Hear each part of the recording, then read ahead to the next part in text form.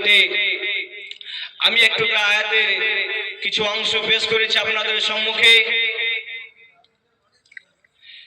তো বিরাদার মাঝে সামে একরাম, সে কোরআনকে যদি জিজ্ঞাসা করা হয়, এ কোরআন বলো বলো তুমি কিসের জন্য এসেছো, সে কোরআন সঙ্গে সঙ্গে উত্তর দিয়ে বলবে হুদাল লিন-নাস, আমি মানুষের হেদায়েতের জন্য এসেছি। জোরে বলেন একবার সুবহানাল্লাহ।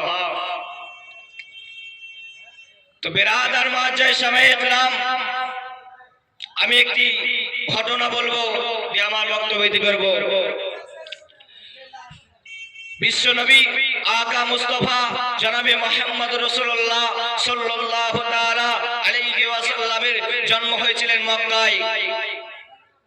যখন ভূমিষ্ঠ হলেন, দুনিয়ায় আসলেন, আসার পর ওই মক্কা নগরে কিন্তু নিজের মা নিজের দুধ পান করে মানুষ করতে পারতেন না কোনো একটা কারণের জন্য। কিন্তু ওই প্রত্যেকটি গ্রাম এলান হয়ে গেল যে মক্কা শহরে বাচ্চা এলান হচ্ছে, তার জন্য বাচ্চা নেওয়ার জন্য ওই মা হালিমা তো সাদিয়া রাদিয়াল্লাহু তাআলা আনহার কানে পৌঁছে গেলেন। মা হালিমা তো সাদিয়া রাদিয়াল্লাহু তাআলা আনহা তিনার গ্রামবাসীকে বলতেছে, হে গ্রামবাসী শোনো শোনো, কালকে কি তোমরা সকাল বেলায় মক্কা শহর যাবে সন্তান আনার জন্য? তখন তিনার গ্রামবাসীরা আত্মীয় স্বজনরা বলতেছে, হ্যাঁ হ্যাঁ আমরা কালকে সকাল বেলায় এই মক্কা শহর যাব সন্তান আনার জন্য। সেই সন্তানকে লালন পালন করার পর যে মাইনাটা পাবো, সেই মাইনার টাকা দিয়ে আমার সংসারটা ভালো হয়ে চলে যাবে। তার জন্য তিনারা সকলে যাওয়ার জন্য পরিস্থিতি নিলেন। তখন মা হালিমা তো সাদিয়া রাদিয়াল্লাহু তাআলা আনহা চিন্তা করতেছেন, আমার স্বামী হয়তো আমাকে যেতে দেবে না, আমার একটি কোলে সন্তান আছে, সেই সন্তান ক্ষুধায় থাকে, সেই সন্তান খেতে পায় না। পাড়ার লোকে এসে বলে, এ হালিমা তোমার সন্তানকে কি তুমি খেতে দিতে পারো না? তোমার সন্তান প্রত্যেকদিন রাত্রি বেলায় কান্না করে, আমাদের ঘুম হয় না। হালিমা তো সাদিয়া রাদিয়াল্লাহু তাআলা আনহা তিনার স্বামী হারিস যখন আসলেন, হারিসকে বলতেছে, ওগো আমার স্বামী, ওগো আমার মাতার তাজ, আপনি শুনুন শুনুন, আপনাকে আমি একটি কথা বলতে চাই। তখন হালিমা তো সাদিয়া রাদিয়াল্লাহু তাআলা আনহা তিনার স্বামীকে বলতেছে, ওগো স্বামী, আপনাকে আমি একটি কথা বলতে চাই। তখন তিনার স্বামী বলতেছে, বলো কি বলতে চাও?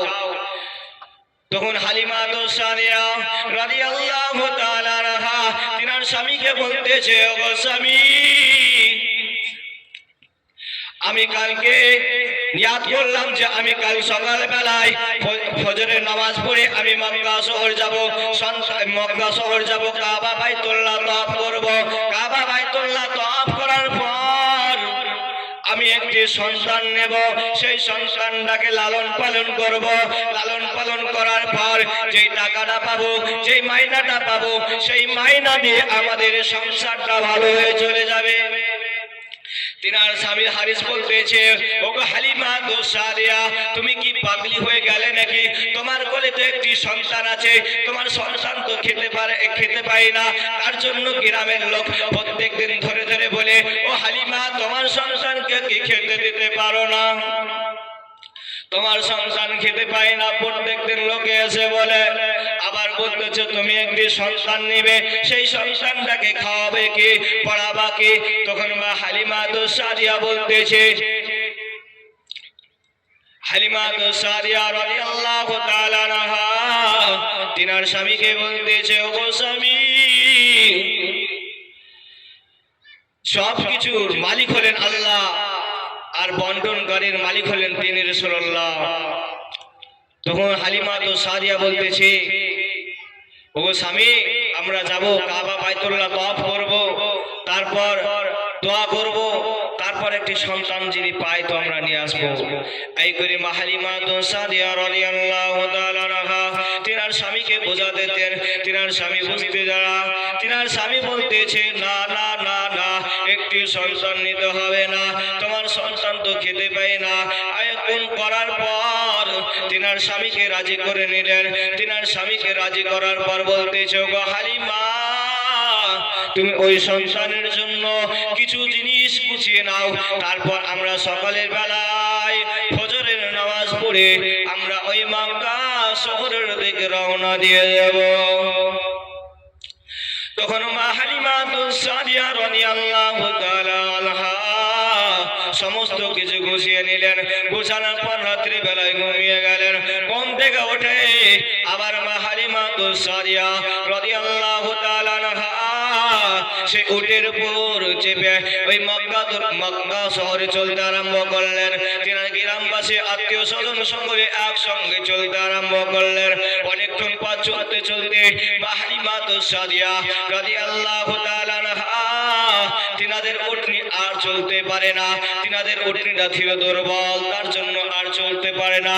তখন মা হালিমা সাদিয়া রাদিয়াল্লাহু তাআলা আনহা তিনার গ্রামবাসী আত্মীয় স্বজনকে বলতেছে, ওগো আমার গ্রামবাসীরা, তোমরা শুনো শুনো শুনো, আমার উটনি তো আর চলতে পারে না, তোমরা আস্তে আস্তে চলো, আমরা তাইলে সকলে একসঙ্গে যাব। তখন তিনার গ্রামবাসীরা আত্মীয় স্বজনেরা বলতেছে, ওগো হালিমা, আমি যদি তোমাদের সঙ্গে যাই আমি হয়তো সন্তান পাবো না।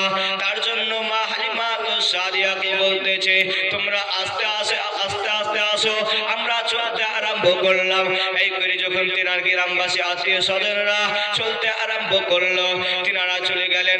তখন মা হালিমা সাদিয়া রাদিয়াল্লাহু তাআলা আনহা উঠলে চলতে আরম্ভ করলেন। চলতে চলতে অনেকক্ষণ পর যাওয়ার পর দেখতেছে তিনার আত্মীয় স্বজন গ্রামবাসীরা আবার ঘুরে সন্তান আদিকে নিয়ে চলে আসতে আরম্ভ করলো। তিনার স্বামী বলতেছে, ওগো মা হালিমা সাদিয়া, তুমি শুনো শুনো, আমরা আর মক্কা শহর যাব না, ওদের সাথে আবার চলো, ফিরে বাড়ি চলো। তখন মা হালিমাকে বলতেছে তিনার স্বামী, ও হালিমা, ওরা তো আবার ফিরে রিপিট চলে আসলো, আবার ঘুরে চলে আসছে, তাইলে আমরা আর যাব না, আমরা এদের সঙ্গে ঘুরে আবার বাড়ি চলো। তখন মা হালিমা সাদিয়া রাদিয়াল্লাহু তাআলা আনহা বলতেছে, ওগো স্বামী, আমরা যখন অতক্ষণই পথ চলে এসেছি, আমরা সন্তান পাবো না তাও ঠিক, কিন্তু আমরা ওই মক্কা মদিনা যাব। ওই মক্কা মদিনা যাবার পর কাবা বাইতুল্লাহকে তওয়াফ করব। কাবা বাইতুল্লাহ তওয়াফ করার পর দোয়া করব, আল্লাহর কাছে দোয়া করে আমরা আবার ফিরে বাড়ি চলে যাব। এই করে মা হালিমা সাদিয়া রাদিয়াল্লাহু তাআলা আনহা চলতে